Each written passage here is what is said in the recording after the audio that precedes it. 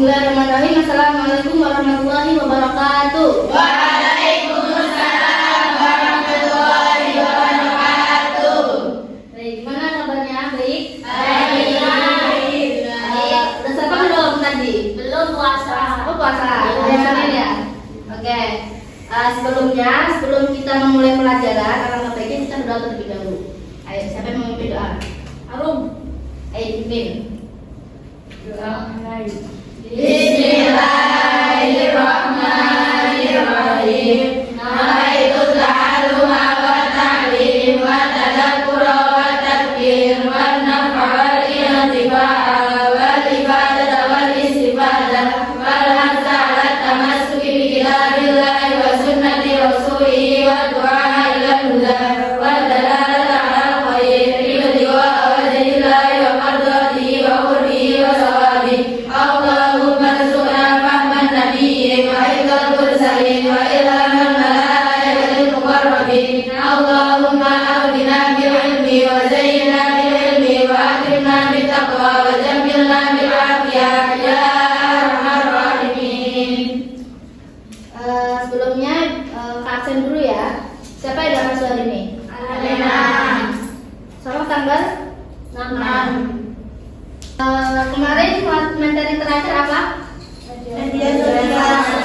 Oke, bisa dibuka bukunya. Media sosial ada menggunakan media sosial ya.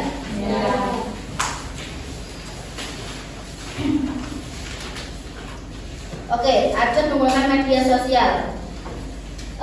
Kemarin ada menggunakan media sosial yang baik itu gimana? Gunakan buat apa aja? Berdakwah. Terus belajar, mencari informasi buat sumber belajar. Oke. Kan biasanya juga ada orang yang di sini ada yang punya pacar nggak? Nah, kan biasanya ada tuh orang yang mengupload foto sama pacarnya lah gitu di media sosial. Itu kira-kira baik apa enggak? Ya. Karena apa? Karena pamer dirinya yang jomblo. Bukan. Selain itu. Zina. Karena dia belum nih. Belum sah. Jadi kan dia berarti nggak boleh. Pacaran nggak boleh kan? Apalagi diupload di sosial media. Itu tidak boleh. Tapi kalau sudah menikah, boleh nggak? Boleh. Jadi sekarang itu materinya yaitu apa? Pernikahan. Ketentuan pernikahan dalam Islam. Oke. Selanjutnya apa yang belum kita. Sebelumnya apa yang kalian ketahui tentang pernikahan? Pernikahan itu apa? Antara seorang laki-laki dan perempuan, dua lawan suami berpasangan, nama yang Oke. Menurut Imam Ahmad bin Umar Asy-Syakiri dalam kitab Al-Yaqut An-Nafis secara bahasa yaitu apa? menggabungkan dan berkumpul. Oke, menggabungkan dan Berkumpul. secara istilah yaitu Akan menjadikan bolehnya seorang laki-laki yang berpasangan hubungan suami istri. berarti secara tidak langsung kalau belum nikah berarti tidak boleh Melakukan suami istri. Nah, tidak boleh itu garis besar ya. Tidak boleh melakukan hubungan suami istri. Kalau melakukan berarti disebut apa? Zina. Pintar. Terus pengertian dalam Undang-Undang Nomor 1 Tahun 1974 menjelaskan bahwasanya pernikahan adalah Ikatan tali batin antara seorang pria dan wanita. pria dan wanita Sebagai suami istri dengan tujuan untuk membentuk keluarga yang sakinah mawaddah warahmah. secara undang-undang secara negara. Pernikahan itu adalah ikatan lahir batin antara seorang pria dan wanita untuk menjalin hubungan suami istri yang sakinah, mawaddah dan warahmah. Lanjut, dalil nakli. Sekarang apa yang kalian tahu dengan dalil nakli? Apa itu dalil nakli? Hah? Oke, dalil itu udah berapa sih? Dua. Apa aja? Nakli dan akli. Nakli dan Akli. Nah, kalau nakli itu yang gimana? Al-Quran. Yang tertulis. Kalau yang akli?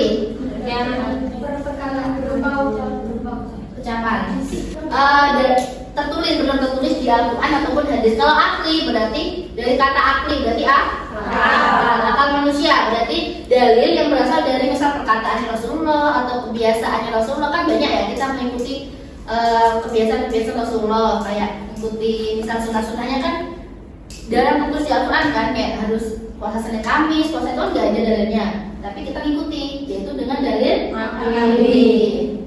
Ayo siapa membaca? Itu yang belakang yang penunduk. Oh, Nilma. Ya itu, baca dalilnya. Dibuka aja kan? Kalau nggak ada di sini.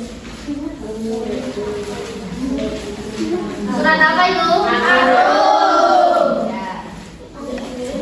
Surat Arum yang baca Arum. Ya, kamu aja ayo. Jangan.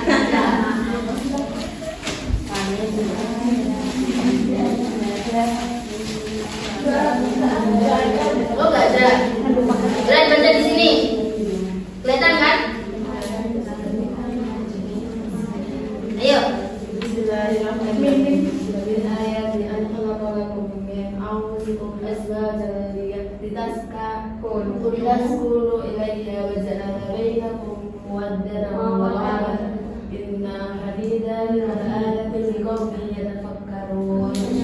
Artinya sampainya. Di antara tanda-tanda kebesarannya ialah bahwa dia menciptakan pasangan-pasangan untukmu dari jenis dirimu sendiri agar kamu merasa tentram kepadanya.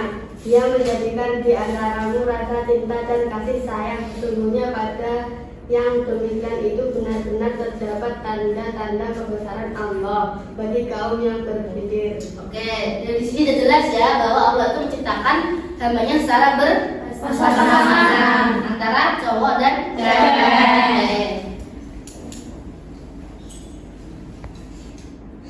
Selanjutnya yaitu tujuan pernikahan. Yang pertama apa? Untuk memperoleh kebahagiaan dan ketenangan hidup.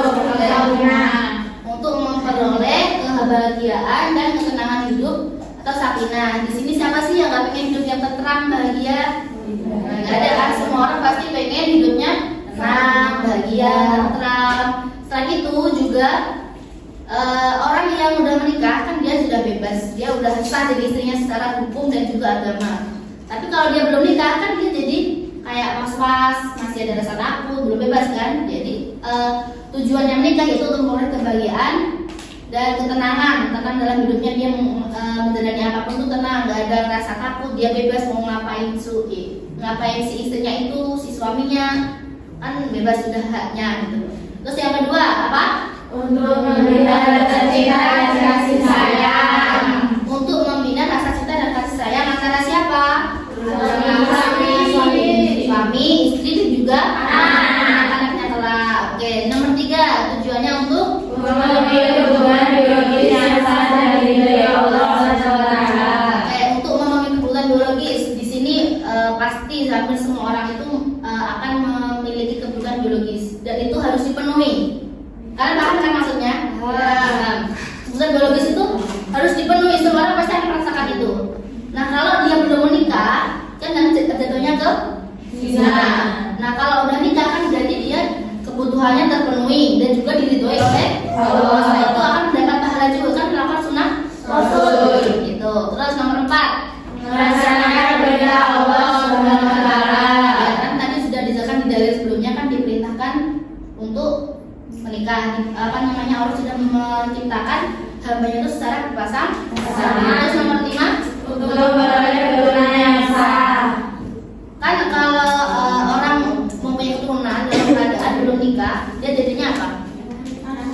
Ya, bukan kasarnya itu anak haram, tapi dia disebut itu kenapa? Karena si orang tuanya itu tadi walaupun dia anak kandungnya, tapi dia si bapaknya tadi itu nggak bisa jadi wali nikahnya kelak. Jadi kalau misal pranikah kan butuh wali, butuh wali nikah, nanti ada penjelasannya. Wali nikah dan itu walinya harus biasanya tuh bapak kandungnya.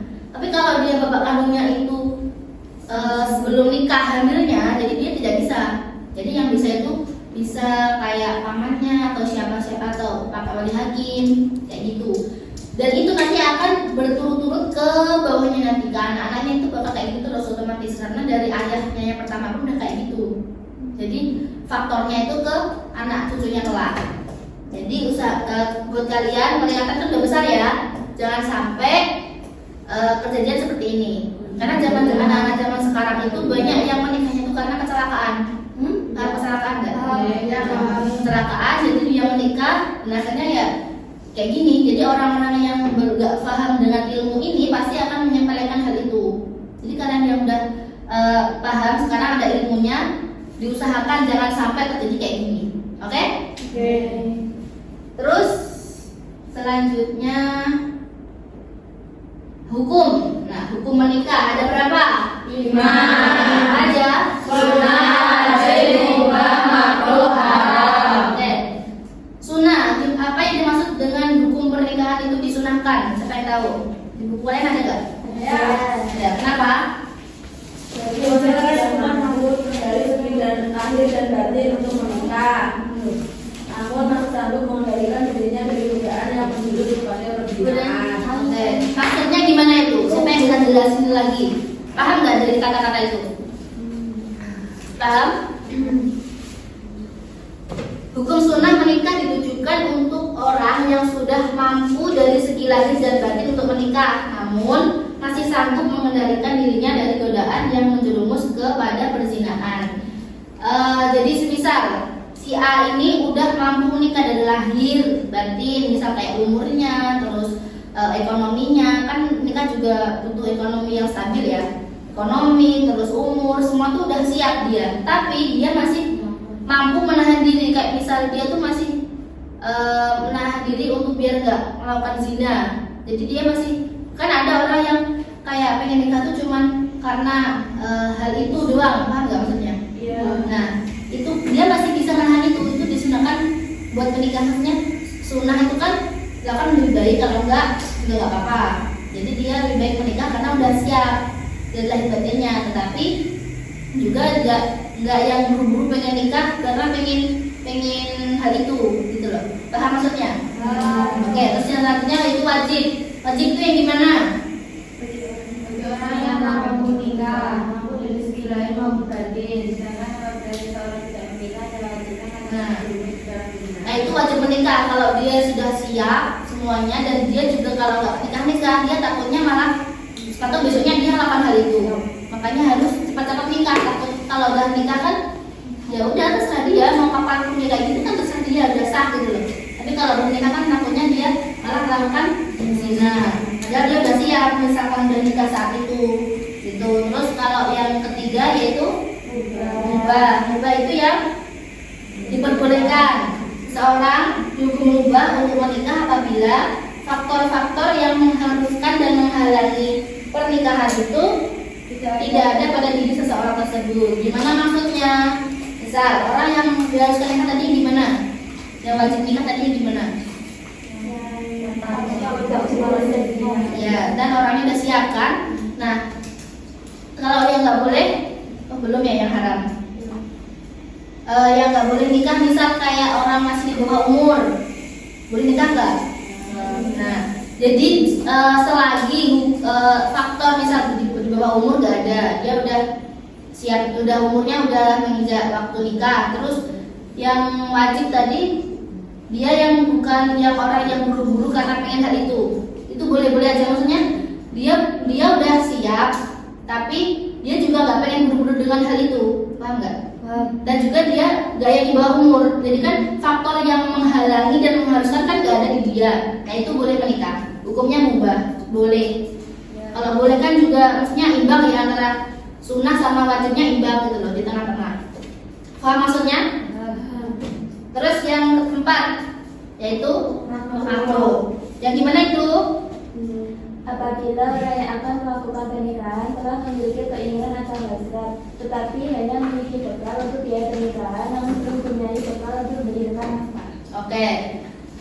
Makruh itu bagi orang yang dari awal tuh memang dia sudah mempunyai hasrat, apa ya? Hasrat keinginan atau hasrat, tetapi dia tidak mempunyai bekal dari mungkin segi ekonominya. Dia cuma misal ekonominya apa namanya? Iya, itu cuma cukup buat pas pernikahan aja. Terus kedepannya mau dibawa kemana kan? Habis nikah kan juga ada kehidupan kan lebih panjang. Kadang apa kalau udah punya anak tambah lebih banyak kebutuhan. Nah dia nggak punya bekal itu. Nah itu dimaksudkan untuk menikah. Jadi kadang sekarang banyak orang-orang laki-laki itu pasti walaupun udah berumur dia pasti akan lebih menstabilkan ekonominya dulu sebelum menikah. Karena apa aja ini? Kita sebagai wanita pasti akan menuntut itu. Kita akan memilih kan cowok, kita mau nikah sama orang yang kaya lah intinya, biar kedepannya itu lebih enak, semuanya tercukupi. Kita pengen apapun keturutan itu kan.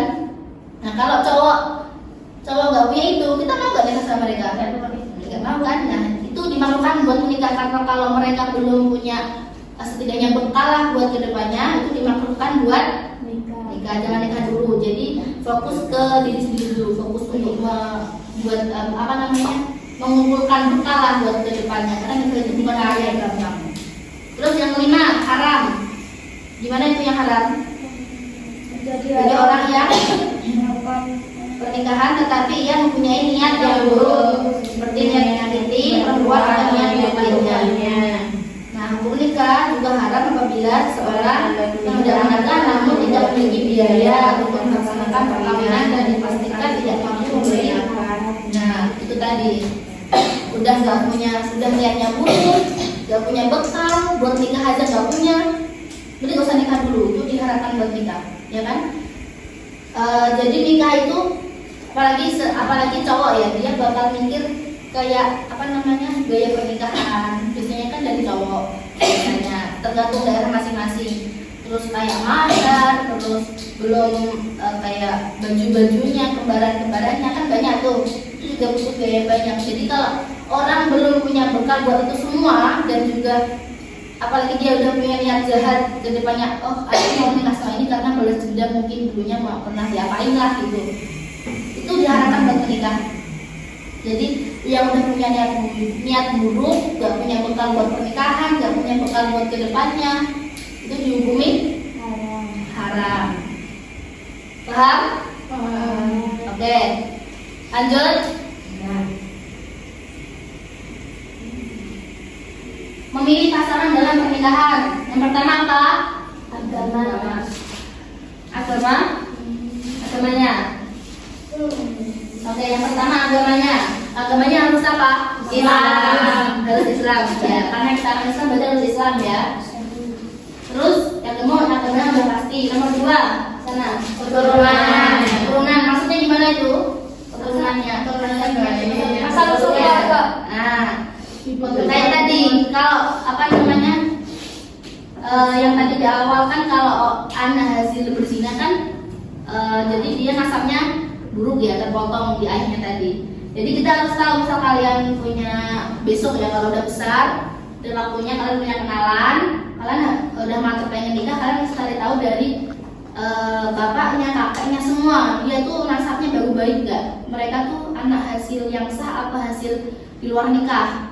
Jadi kalau kalian nggak tahu itu, nanti jangan-jangan dari kakeknya dia atau bahyatnya dia ternyata hasil yang nggak sah, kan juga malah itu bakal faktornya di bawah semua dari sampai kamu juga.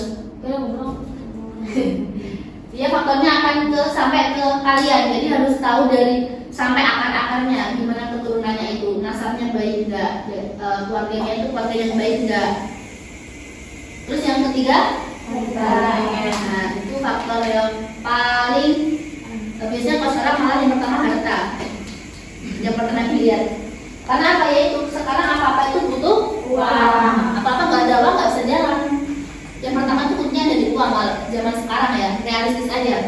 Kita mau apa-apa kalau nggak ada uang bisa nggak? Kita mau pacaran aja, nggak ada uang bisa nggak? Kalian pacaran sama orang muda mau nggak? Jadi faktornya tuh rata ada di harta. Kita harus lihat, bukan kita atlet, tapi memang realistis aja. Kebutuhan sekarang harus membutuhkan uang. Kehidupan kedepannya harus lebih baik. Setidaknya dari kita ikut orang tua aja selama misal 25 tahun nih, kita apa-apa kecukupan, kita minta apa-apa keturunan, saku lancar. Masa sekali dapat suami yang lebih jelek dari itu, kita apa harus cari sendiri, kan gak enak ya. Kita seharusnya nyarinya lebih dari itu, lebih dari kita pas sama orang tua. Kita apa langsung dikasih ATM-nya gitu loh, yang royal gitu loh, ya kan. Yang terakhir kecantikan dan ketampanan itu yang kesekian. Kalian kalau pilih kira-kira apa yang kalian lihat? Fisiknya apa? Pertama apa? Berarti fisiknya. Yang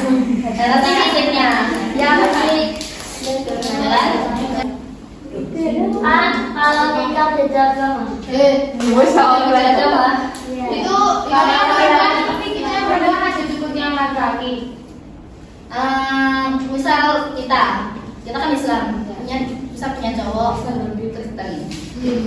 Kalian pengen nikah sama itu? Misal pengen nikah sama itu. Ya kalau dari kakak pribadi ya kalau bisa dia ikut kita karena kita Islam, karena kan mau murtad, ya kan?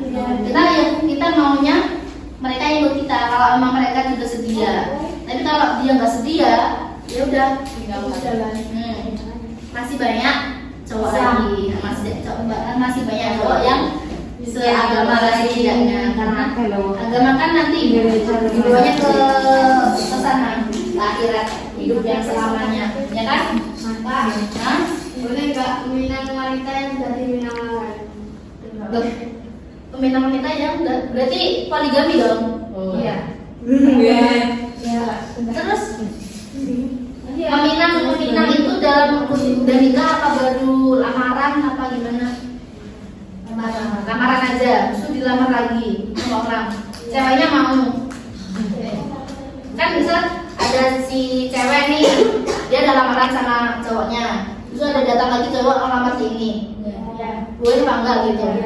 Ya gak boleh dong, kan dia udah nikah. Tapi kalau memang belum berlamaran ya, tapi kalau si ceweknya, berarti kuncinya di cewek. Kuncinya tuh si cewek harus milih si yang tadi apa yang ini, gitu loh. Harus dikatakan salah satu. Karena yang boleh punya banyak kan suami boleh punya istri banyak, tapi ada syaratnya. Tapi kalau cewek punya suaminya kan nggak ada kan. Cuma kalau poligami itu kan memang diperbolehkan, tapi harus memenuhi syarat-syaratnya. Syaratnya apa? Contohnya adil, terus dia juga adil dalam menafkahi secara lahir dan batin antara para istrinya itu tadi, para istri. Intinya tuh diadil dan si istri pertama itu gitu mau dipoligami. Terus kalau nggak dijual tapi yang laki masak itu gimana? Kalau nggak ditanya laki-laki maksa.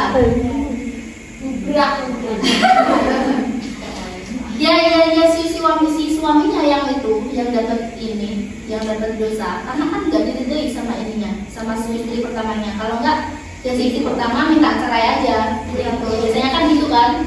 Kalau dia mau poligami, dia udah ceraikan aku. Maksudnya pilih antara aku sama dia gitu loh. Kalau biasanya kan jarang ya orang yang ikut poligami, siapa yang gitu ayo? Ini ada berapa orang? 19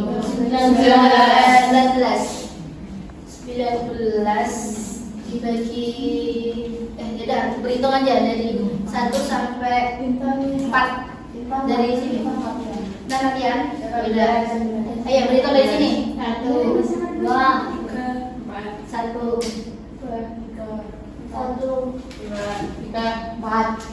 2 Oke, berkumpul sesuai angkanya masing-masing. 3 pertanyaan sebanyak 3 diskusikan sama kelompok kalian masing-masing tentang materi tadi, tentang dari mulai pengertian sampai memilih pasangan gitu. Sudah dipahami? Oke, kakak kasih waktu sekarang berapa menit? Ya, sampai sekarang 10.19 sampai 10.25, jadi 6 menit. Mulai dari sekarang.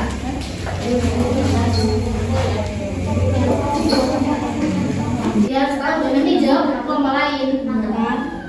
Jadi kalian menempatkan pertanyaan ke kelompok lain. Tapi kita juga Harus tahu jawabannya. Nanti yang berdasarkan kalian. ini pertanyaannya tinggi atau tinggi KKN. Mana? Boleh jarang jawabannya tuh. Siapa nih? Kenapa saat akan menikah harus mengetahui nasab pasangan dengan jelas? Ayo, kenapa? Biar kita bisa mengerti asal usulnya keluarga. Dan juga dikhawatirkan ternyata si wanita atau si prianya itu ternyata ada hasil zina. Nah itu nanti akan berpengaruh untuk naturalisasi ke depannya. Ya. Oke, kelompok satu benar. Belakang bukan ke atas. Apa sih? Iya sini. Ke situ. Kena. Sudah. Lagi. Buat kelompok berapa? Ini. Kelompok berapa ini dua? Ayo, pertanyaannya. Apa tujuan utama dalam menikah? Untuk memperoleh rasa cinta dan kasih sayang, untuk memperoleh kebahagiaan dan ketentraman hidup, untuk memenuhi kebutuhan biologis secara sah dan diridhoi Allah Subhanahu wa Ta'ala, untuk menjaga kehormatan dan harkat manusia, mengikuti sunnah Rasulullah SAW, menjaga pandangan mata, dan untuk mendapatkan keturunan yang sah. Ya, benar. Oke. Ini semua. Satu, dua, tiga. Wing. Nah, ulangi. Ngajarin. Ayo, keras. Nah, itu. Kelompok berapa? Dua. Ayo, mau ngasih pertanyaan kelompok berapa?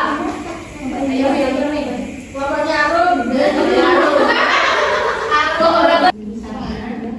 Karena Rasulullah Shallallahu Alaihi Wasallam bersabda, nikailah perempuan yang subur dan menyayang, sebab melihat jumlahmu yang banyak kau akan berbangga di hadapan para nabi pada harinya. Yeay, benar. Nah, terima kasih. Cukup sekian ya pelajaran pada hari ini. Sudah paham semuanya? Benar. Boleh tanya lagi? Ya. Oke. Hah, belum? Belum ada ya. Oke. Sebelum mengakhiri, terima kasih untuk hari ini, untuk partisipasinya, belajarnya. Semoga kedepannya bisa lebih baik lagi. Amin. Bermanfaat bagi kita semua. Jangan lupa materi selanjutnya dipelajari ya di rumah. Mulai dari ketentuan di pondok maksudnya. Mulai dari ketentuan pernikahan sampai akhir. Nanti sudah kita bahas lagi. Baik, terima kasih. Kita akhiri. Sebelumnya berdoa dulu. Bismillahirrahmanirrahim. Subhanakallahumma wa bihamdika asyhadu an la ilaha illa anta astaghfiruka wa atubu ilaik. Subhanakallahumma wa bihamdika asyhadu an la ilaha illa anta astaghfiruka wa atubu ilaik. Subhanakallahumma wa bihamdika asyhadu an la ilaha illa anta astaghfiruka wa atubu ilaik. Walhamdulillahirabbil alamin. Oke, terima kasih untuk semuanya. Para akhiri, assalamualaikum warahmatullahi wabarakatuh. Waalaikumsalam warahmatullahi